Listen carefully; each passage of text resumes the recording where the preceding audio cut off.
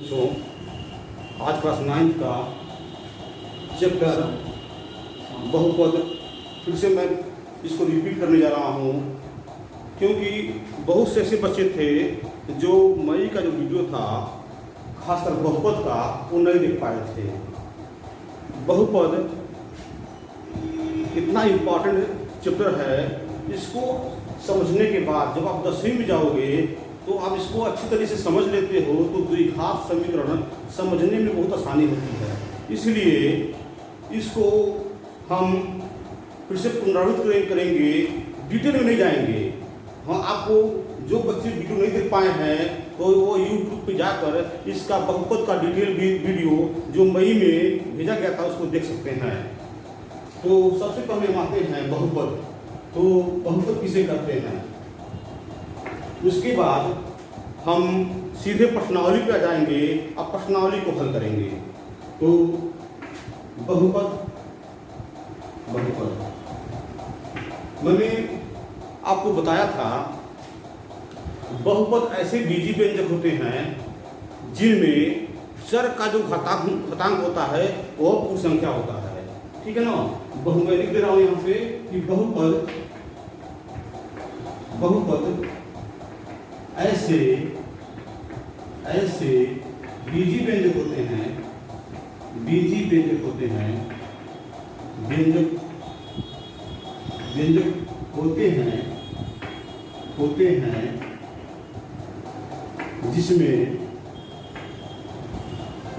जिसमें चर का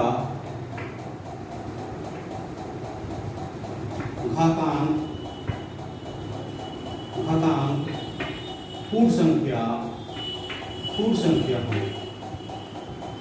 पूर्ण संख्या हो। तो अब ये प्रश्न उठता है कि आप कहोगे कि यहाँ डिफिनेशन हो गया कि बहुपद ऐसे बीजी व्यंजक होते हैं जिसमें चर का घातांक पूर्ण संख्या होता है। तो अब ये प्रश्न उठता है कि बीजी व्यंजक किसे कहते हैं। तो मैं यहाँ पे बीजी व्यंजक भी लिख रहा हूँ। बीजी व्यंजक जब हम चर और अचर का संयोग, देखिए, जब चर और अचर का संयोग, चर संख्याओं का और अचर संख्याओं का संयोग, या चर राशियों या अचर राशियों का संयोग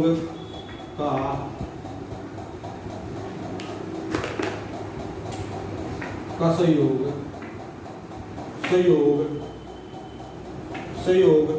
धन मतलब योग, गुणा, ऋण या भाग इत्यादि के द्वारा होता है, तो ऐसे बने हुए पद को बीजी व्यंजक कहते हैं। जैसे मान लीजिए x + 2। देखिए x क्या है, आपका चर है, और 2 क्या है, आपका अचर है। तो इनके बीच जो संयोग हुआ है किसके द्वारा हुआ है, देखिए प्लस के द्वारा हुआ है। तो जब चर और अचर का संयोग, तो चर राशियों और अचर राशियों का संयोग हम योग, घटाना, गुणा, भाग इत्यादि के द्वारा करते हैं, तो ऐसे बने हुए पद को हम बीजी व्यंजक करते हैं। ठीक है। अब एक प्रश्न ये उठता है कि आप कहोगे कि चर किसे कहते हैं, देखिए चर में होता है वेरिएबल, इसका मतलब होता है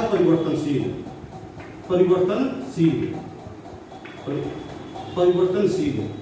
कहने का मतलब यह है कि चर वे राशियां या वे संख्या होती हैं जिनका मान क्या होता है, हमेशा बदलता रहता है या परिवर्तनशील होता है। इसे गणित में परंपरा रही है कि चर को x, y, z से प्रदर्शित किया जाता है। उसी तरह अचर वो संख्या होती है जो स्थिर रहती हैं। अचर वो संख्या है जो स्थिर रहती हैं और परिवर्तनशील होती हैं, उन्हें ही अचर संख्याएं कहते हैं, कांस्टेंट नंबर कहते हैं। जैसे 1, 2, कड़ी में 2, कड़ी में 3/2। देखिए यहाँ पर देखिए अचर एक क्या है, अचर है। एक आज भी एक रहेगा, कल भी एक रहेगा, परसों भी एक रहेगा। उसी तरह 2, आज भी 2 है, कल भी 2 रहेगा, परसों भी 2 रहेगा। कड़ी में 2 है और आज भी कड़ी में 2 है, पहले भी कड़ी में 2 था और आगे भी कड़ी में 2 ही रहेगा। तो क्या हो गया आपका अचर हो गया। अचर वे संख्याएं होती हैं जो स्थिर होती हैं, जिनका मान नहीं बदलता है, ठीक है। और चर क्या होती हैं, चर मतलब होता है परिवर्तनशील, तो जिनका मान क्या हो बदलता है, परिवर्तनशील रहे, उन्हें हम चर कहते हैं। तो जब चर और अचर का, देखिए चर, ये चर है, मैंने बताया कि मैथमेटिक्स में परंपरा रही है कि चर को x y z से प्रदर्शित करते हैं। इसको a b c, देखिए a small b small c b से प्रदर्शित किया जाता है। इसको अचर को small a small b small c small d से प्रदर्शित किया जाता है। ये मैथमेटिक्स में ये परंपरा रही है, ठीक है।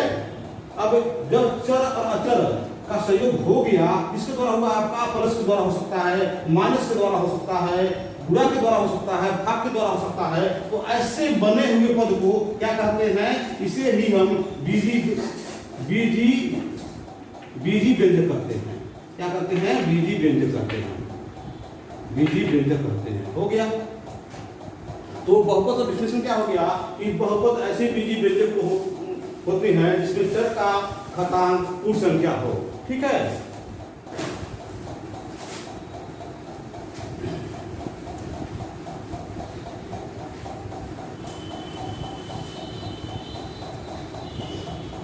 तो बीजी व्यंजक आप समझ गए कि बीजी व्यंजक किसे कहा जाएगा, ठीक है।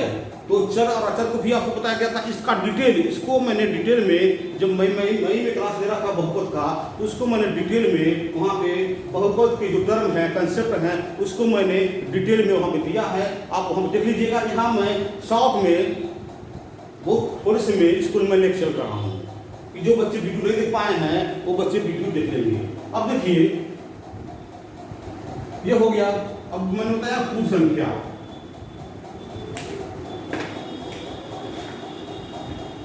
पूर्ण संख्या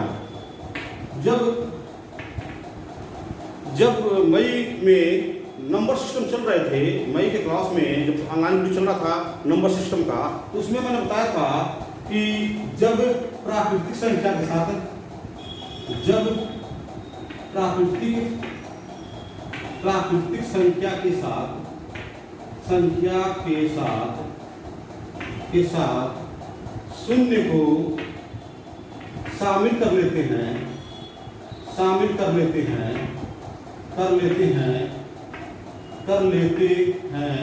तो ऐसे बने हुए संग्रह को ऐसे बने हुए संग्रह को पूर्ण संख्या जिसे इंग्लिश में होल नंबर कहा जाता है, ठीक है। तो आपका प्राकृतिक संख्या क्या है, 1 2 3, मैंने बताया था वहां पे 4, सो ऑन इनफाइनाइट, ठीक है। और जब आप इसमें शून्य को सम्मिलित कर लेते हो तो इस संग्रह को क्या कहेंगे, इस संग्रह को हम पूर्ण संख्या कहते हैं। क्या कहते हैं, पूर्ण संख्या, इंग्लिश में होल नंबर कहते हैं, ठीक है। तो बीजी व्यंजक के डिफिनेशन में, सॉरी बहुपद के डिफिनेशन में बोला गया है कि बहुपद ऐसे बीजी व्यंजक होते हैं। बीजी व्यंजक कैसे होते हैं मैंने अभी बताया है। तो बहुपद ऐसे बीजी व्यंजक होते हैं जिसमें चर का जो घातांक क्या हो पूर्ण संख्या है।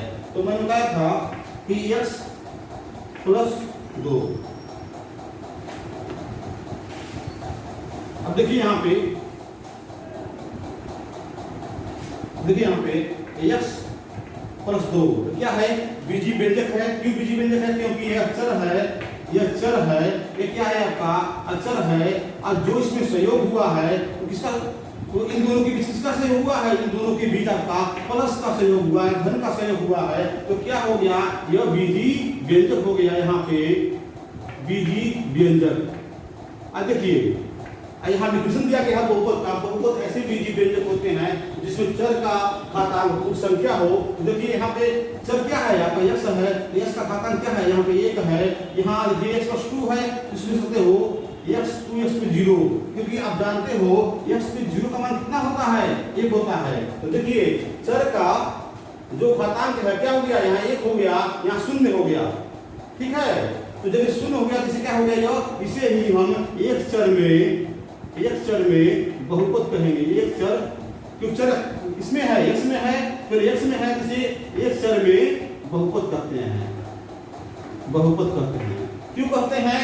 क्योंकि ये भी आपको कंफर्म हो गया कि x + 2 क्या है, बीजी व्यंजक है, क्योंकि चर और अचर का संयोग इसमें किसके द्वारा हुआ है, प्लस के द्वारा हुआ है। तो जब बीजी व्यंजक में जो चर का घातांक क्या हो, घातांक पूर्ण संख्या होती है, उसे ही हम बहुपद कहते हैं। ये डिफिनेशन कह रहा है, देखिए यहाँ पे 1 है, यहाँ पे 0 है, 1 और 0 क्या है, आपका पूर्ण संख्या है, इसलिए क्या कहेंगे, इसको हम बीजी बहुपद कहेंगे। ठीक है, तो मैं एक बार फिर से रिपीट कर दे रहा हूँ कि बहुपद ऐसे बीजी व्यंजक होते हैं जिसमें चर का घातांक पूर्ण संख्या हो। इसे आप कॉपी पे नोट्स बना लीजिएगा। ठीक है,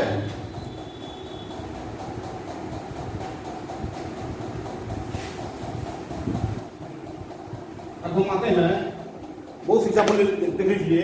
जैसे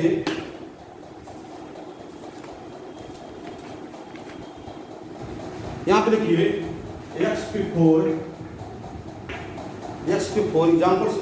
एग्जाम्पल है यह x⁴ माइनस x³ + 3। यहाँ देखिए एक चर भी बीजी व्यंजक है, तो इसको लिख सकते हो x⁴ माइनस x³ + 3x0। देखिए x⁴ का मान क्या होता है, आप पाठ्य में पढ़ चुके हो, होता है, इसको हम इस रूप में लिख दिए। अब ध्यान से देखिए कि जो चर में देखिए ये क्या है, बीजी व्यंजक है। क्यों? क्योंकि देखिए यहाँ पे जो संयोग हुआ है, देखिए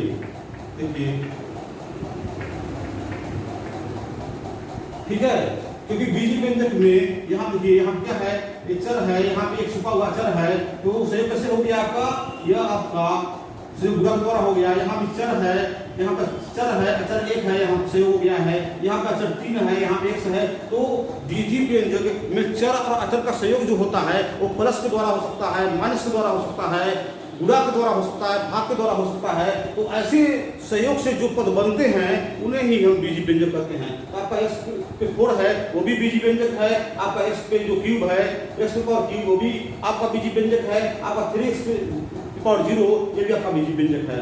ठीक है, तो आप ध्यान से देखिए कि ऐसे बीजी व्यंजक को बहुपद कहते हैं जिनमें चर का जो पावर होता है वो क्या हो, पूर्ण संख्या है। ये यहाँ पे 0 है, यहाँ पे 3 है, यहाँ पे 4 है।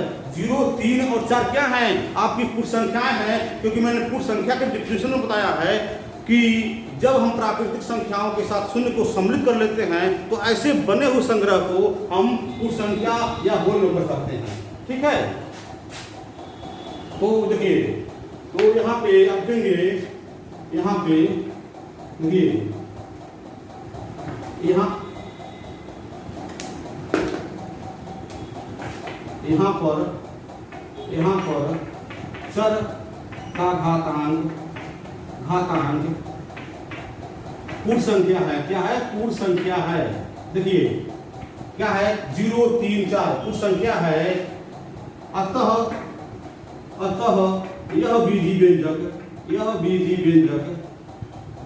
व्यंजक बहुपद है। ये हो गया। ठीक है,